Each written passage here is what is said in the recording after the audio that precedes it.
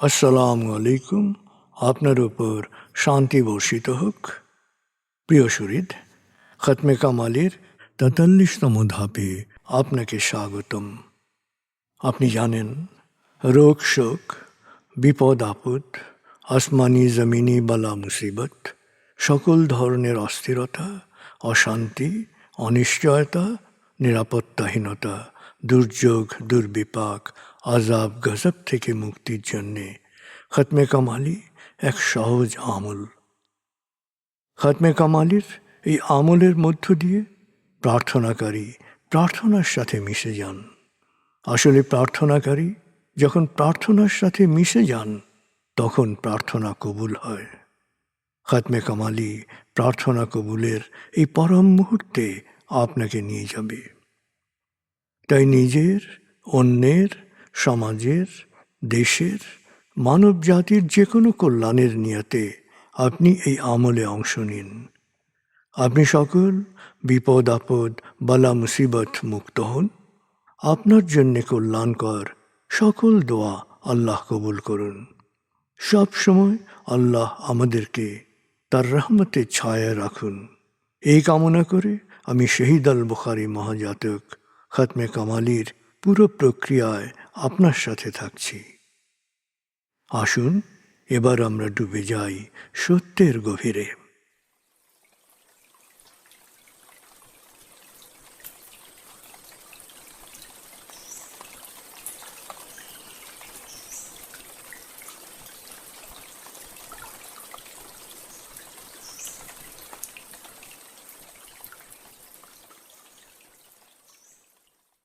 হে আল্লাহ, বিতাড়িত শয়তান থেকে আমি তোমার আশ্রয় প্রার্থনা করছি। দয়াময় মেহেরবান আল্লাহর নামে। আয়াতুল মুলক। হে আল্লাহ, সকল ক্ষমতার মালিক, তুমি যাকে ইচ্ছা ক্ষমতা দান করো, যাকে ইচ্ছা ক্ষমতাচ্যুত করো, যাকে ইচ্ছা সম্মানিত করো, যাকে ইচ্ছা অপমানিত করো। তুমি সর্বশক্তিমান, সকল কল্যাণ ও মঙ্গলের আধার।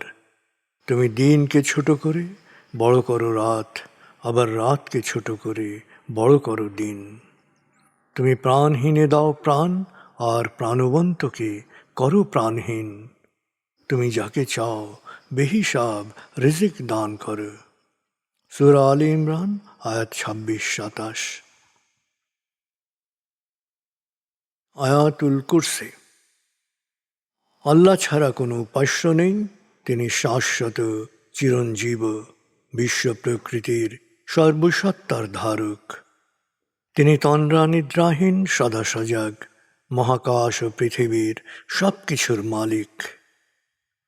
তার সদয় অনুমতি ছাড়া তার কাছে সুপারিশ করার সাধ্য কারো নেই। দৃশ্যমান বা দৃশ্য, অতীত বা ভবিষ্যৎ, সৃষ্টির সব কিছুই তিনি জানেন।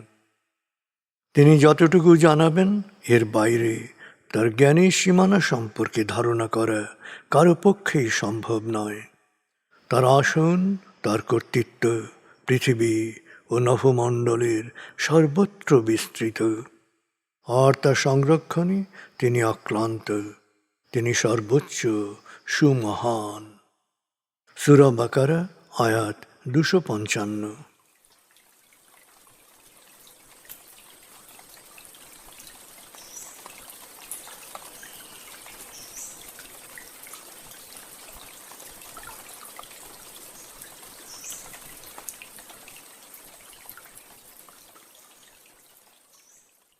আসুন আমরা ধীরে ধীরে ডুবে যাই হৃদয়ের গভীরে নবী প্রেমে।